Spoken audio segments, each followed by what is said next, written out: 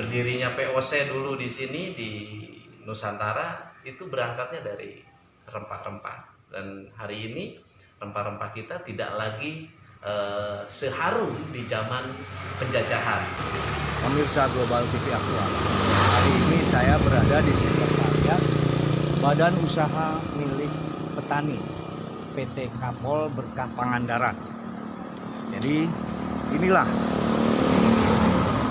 badan usaha milik petani satu-satunya di Pangandaran, bahkan di Jawa Barat cuma 2 yang mengelola Kapulaga. Ayo kita berbincang-bincang. Kita ingin tahu bagaimana maksudnya gini, cikal bakal dari BUMP PT Kapulaga di Pangandaran, khususnya yang dimotori oleh Kang Kukim. Ya, baik. Cikal bakal BUMP itu awalnya pada tahun 2008 kita melakukan pengorganisiran para petani kapol, dan itu setelah kita melakukan penelitian terhadap komoditas kapol itu sendiri selama 4 tahun dari 2004 dan 2008 kita memutuskan bahwa kapol ini layak untuk dikembangkan. Kenapa kapol menjadi pilihan? Salah satunya kapol memiliki biaya produksi yang sangat murah, memiliki nilai ekonomi yang cukup luar biasa, terus pangsa pasar yang sangat terbuka, menyentuh semua kalangan, dan yang lebih penting ini berwawasan lingkungan, karena kapol ini bukan tanaman monokultur, tapi kapol merupakan tanaman tumpang sari yang tidak bisa berdiri sendiri. Jadi kalau mau mengembangkan kapol, naungannya itu menjadi bagian penting, pohon tegakan itu menjadi bagian penting. Dan kami kenapa kembangkan, jangan sampai ada alasan bicara soal pemenuhan kebutuhan hidup, bicara soal pembangunan ekonomi, tapi alamnya tidak diperhatikan. Jadi jangan alasan ekonomi alam menjadi rusak. Nah, dengan kapol ini menjadi salah satu bagian kecil mungkin yang menjadi persoalan hari ini. Kita kelola alam ini melalui budidaya kapol serta memperhatikan aspek lingkungan. Dan ada yang paling penting bagi Indonesia itu, kapol ini merupakan komoditas rempah, dan rempah di Indonesia ini memiliki sejarah tersendiri. Jadi berdirinya POC dulu di sini di Nusantara itu berangkatnya dari rempah-rempah, dan hari ini rempah-rempah kita tidak lagi seharum di zaman penjajahan, sehingga ini perlu ada orang yang punya kemauan dan peduli terhadap komoditas rempah yang ada di Indonesia. Dan kami mencoba melalui salah satu komoditas Kapulaga, ini baru bagian terkecil saja, dengan harapan komoditas rempah yang lainnya juga teman-teman nanti ada yang mau menaruh kepedulian sehingga kejayaan rempah Nusantara bisa kembali berkibar di mata dunia. Cikal bakalnya pada tahun 2008 kita mendeklarasikan Asosiasi Petani Kapol Kabupaten Ciamis pada waktu itu, dan alhamdulillah dihadiri sama Pak Wakil Gubernur Jawa Barat pada waktu itu, masih Kang Dede Yusuf. Dan kita berjalan sampai hari ini, sampai tahun 2021, jadi kurang lebih di kisaran hampir 13 tahunan. Adapun soal di awal ketika asosiasi kita fokus ke budidaya, pembentukan kelompok tani, pendampingan gitu, tidak bicara soal pasar, karena kalau ngomongin soal pasar pada waktu itu udah jelas lah dari sisi pembiayaan untuk menampung hasil produksi dari petani bukan biaya yang kecil.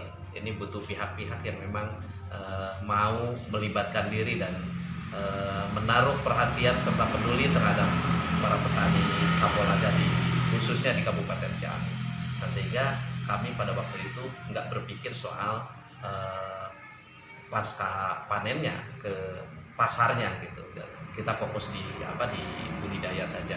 Nah, baru kemarin pada tahun 2019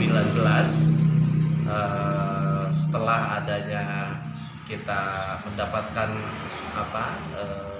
akses ke Seknas BUMP Indonesia, kita mendorong Seknas untuk melakukan pembinaan para petani kapol di Kabupaten Pangandaran berangkat dari Undang-Undang Nomor 19 Tahun 2013. Kami berkeinginan ada korporasi petani di Kabupaten Pangandaran, dan alhamdulillah terbentuklah BUMP PT Kapolaga Berkah Pangandaran, dan satu-satunya serta yang pertama BUMP rempah di Indonesia, dan ini yang pertama juga di Jawa Barat. Di Jawa Barat itu baru ada 2 BUMP, dan yang pertamanya adalah BUMP PT Kapolaga Berkah Pangandaran, yang murni BUMP ini adalah merupakan kelembagaan ekonomi para petani kapol khususnya, sekalipun harapan ke depan kita masih punya keinginan jika para pihak mau bersinergi dengan BUMP ini, kita kembangkan juga untuk komoditas-komoditas yang lain. Jadi itu mungkin awal pendirian BUMP, cikal bakalnya dari asosiasi 2019 berdiri BUMP, dan bentuknya perseroan hari ini karena memang di Undang-Undang Nomor 19 Tahun 2013 kita diberikan keleluasaan untuk menentukan bentuk kelembagaan ekonomi petani itu sendiri. Apakah bentuknya mau koperasi di bawah naungan Undang-Undang Nomor 25 atau ke perseroan di bawah Undang-Undang Nomor 40. Nah, karena kapol merupakan komoditi ekspor, ya, kami pilihnya ke bentuknya perseroan. Oke pemirsa, inilah kapulaga. Aduh, wangi sekali. Ini sangat manjur untuk obat berbagai macam obat. Ya, nanti kita melihat bagaimana situasi di gudang PT Kapol. Oke. Ini apa ini, Pak? Ini gudang pengolahan. Kalau yang ini jadi barang datang dari kelompok, kita proses dulu di sini, kita bersihkan dulu di sini. Nanti setelah, kalau yang kurang kering, kita jemur seperti itu. Kalau yang kering langsung kita masukkan ke gudang. Tapi untuk membuang kotorannya kita gunakan layakan. Kita masih menggunakan alat yang masih manual karena memang untuk diimbangi dengan teknologi membutuhkan biaya yang cukup. Hari ini kita sambil berproses aja, barangkali untuk ke depan nanti kita bisa lebih ditingkatkan lagi. Nah, ini kita lihat di sini ada mobil dan sebagainya. Bisa dijelaskan Pak sambil kita jalan-jalan? Kalau mobil ini untuk mengangkut dari kelompok. Jadi ketika barang di kelompok banyak, nggak bisa dia bawa dengan motor, kita jemput ke lokasi, ke kelompok gitu. Nanti dibawa ke sini. Kalau untuk mobil, jadi khusus mobil ini untuk angkutan barang dari kelompok ke gudang sini. Ini hasil-hasilnya Pak ya? Ini hasil-hasilnya, ini dari beberapa kelompok. Jadi untuk sekarang aja yang menjelang panen hanya 30% setelah panen raya, kelompok masih bisa kirim sekitar 100 kiloan lah. Dan barang yang sudah kering kita bawa ke gudang penyimpanan. Ini adalah gudang akhir, jadi yang sudah selesai dari sana kita bawa ke sini, dan di sini siap angkut untuk ke gudang pusat nanti di sana. Dan kebetulan di sini ada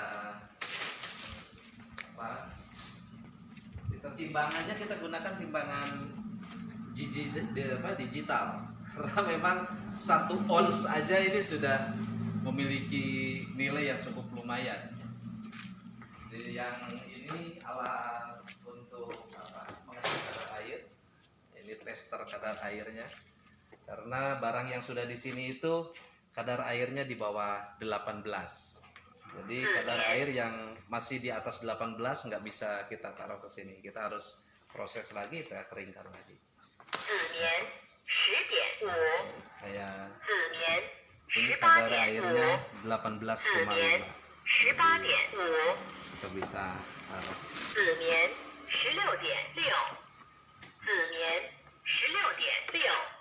Jadi itu kita gunakan alat ini untuk mengetes kadar air. Dan ini ada palet. untuk menjaga kestabilan kadar air, nggak bisa ditaruh di lantai, jadi harus pakai alat. Kita gunakan palet. Ini semua tinggal tinggal packing, tinggal diberangkatkan. Rencana nanti kita sore ini kurang lebih 4 tonan akan kita berangkatkan. Berapa hari sekali Pak untuk pemberangkatan? Kita nggak tentu sih, kadang-kadang kalau misalkan sudah ada satu mobil di box gitu 1 ton, di atas 1 ton kita berangkatkan, tergantung dari pusat minta untuk segera dikirim, kita kirim gitu. Jadi soal waktu kita nggak ada soal jadwal yang jelas. Yang pasti barang di sini nggak bisa terlalu lama bertumpuk seperti itu karena memang cukup berisiko. Jadi biasanya sudah mencapai 1 ton atau lebih kita secepatnya kirim. Rata-rata dalam 1 bulan itu berapa kali Pak? Rata-rata? Bulan ini aja kita sudah 2 kali. Yang kemarin kita 3 ton, yang sekarang ini 4 ton. Pesan kita sih yang pertama bagi saudara-saudara kita petani di Indonesia, karena memang Indonesia ini negara agraris, mayoritas penduduknya ada di pedesaan, dan mayoritas penduduk pedesaan mengandalkan hidup di sektor pertanian. Pesan kami, manfaatkan lahan saudara-saudara untuk menjadi lahan produktif, dan jadilah petani yang produktif, bukan hanya secara administrasi tercatat sebagai petani di KTP, tapi aktivitas petaninya sama sekali tidak ada. Itu yang pertama. Yang kedua, pesan kami kepada pihak yang berkompeten dalam sektor tanaman biofarmaka ini, sepertinya perlu lebih ditingkatkan, dan ini perlu ada kerjasama yang baik dari semua pihak, sehingga bukan hanya pendapatan petani yang akan meningkat, tapi ini juga mari kita dorong dengan situasi dan kondisi perekonomian nasional yang hari ini sedang kita ketahui bersama dalam kondisi yang sangat prihatin. Kita dorong pengembangan kapulaga ini dengan harapan kita juga bisa meningkatkan pendapatan bagi negara yang lebih jauh, paling tidak meningkatkan pendapatan bagi masyarakat di pedesaan pada khususnya. Pemirsa Global TV Aktual, demikian bincang-bincang kami dengan Pak Kun Kun, BUMP PT Kapulaga Berkah Pangandaran, yang beralamat di Dusun Sidahurip RT 02 RW 05 Desa Cintakarya, Kecamatan Parigi, Kabupaten Pangandaran, Jawa Barat. Oke, sampai jumpa di lain waktu.